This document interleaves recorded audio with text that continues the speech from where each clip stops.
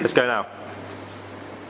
Hi, welcome to the Cronx Brewery. My name's Simon. And I'm Mark. We're here to give you a quick tour of the brewery. Andy spent a day brewing with us. He was a help, I suppose. Yeah, a little bit. Yeah, just a little bit. Yeah. We've got him cleaning out the kettle and stuff. That's Mark's phone. How unprofessional of him. It all starts here in the mash tun. Mark, because he's a big, strong boy, lifts up about 10 bags of malt. Oh, we're already there. Yeah, that's ready for tomorrow's brew. 10 bags of malt, mix it with water whilst I stir it all in. That's known as mashing in. Once that's all mixed with hot water from the hot liquor tank out, we leave that to sit for an hour and a half. Yep. And then that's transferred through here. This is called the underbat. Exactly. This separates any grains that may come through there, and it goes straight to the kettle. It's transferred through the kettle, but whilst we do that, we rinse the remaining grains in here to extract as many sugars as we can out of them. So that's all rinsing through, coming through into the kettle, where it all sits in. It can reach sort of that high, and then it's at that stage we turn on the elements and bring the whole thing to a boil. Whilst it's on the boil, this is when you add the hops. Adding them at different stages of the boil gives them different characteristics. You add them early in the boil, it gives off bitterness, so it gives you a more bitter beer. Later on in the boil, and it gives you the flavour and the aroma in the beer.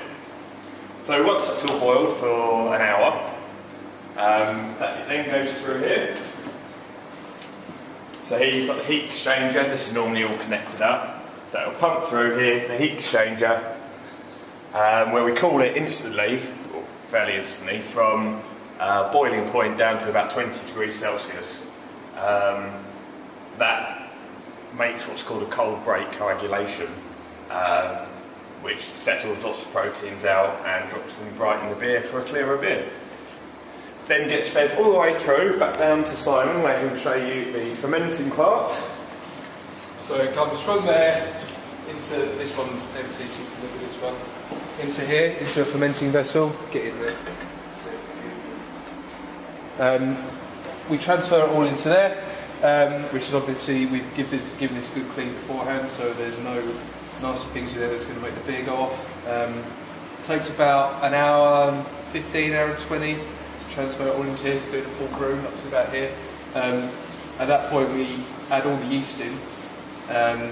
The yeast feeds off all the sugars that were rinsed out of the grain, goes mental on them and creates alcohol.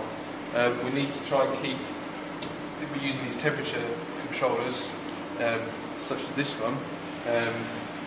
We keep the beer, we let it rise to about 24 degrees when it's fermenting, take it down to 20, and then once it's finished fermenting and it's reached the ABV that we want it to reach, we'll crash cooling, eventually down to 6, which is what this one's doing at the moment. That normally takes about a week. And then that helps drop out anything from the beer that makes it cloudy. Yeah, so a lot of the yeast will drop yeah. out suspension, which will form in the bottom of the bowl, and then we have to cask it all up. Full brew is normally about 40 casks. Yeah, and once those are done, it comes all the way over here into the cold store, which is always kept between 10 and 12 degrees. Don't fall over. I'll try not to. Health and safety won't cover that. So then this is where we keep all the beers to condition. So they normally stay in here for about a week, minimum of a week. Stronger beers we like to keep in here longer to condition, because it evens out the flavours and makes a better beer.